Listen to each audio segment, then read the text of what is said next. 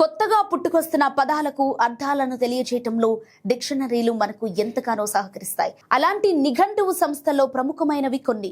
ఏటా ఒక పదం చొప్పున ఎంచుకుని వర్డ్ ఆఫ్ ది ఇయర్ గా ప్రకటిస్తుంటాయి.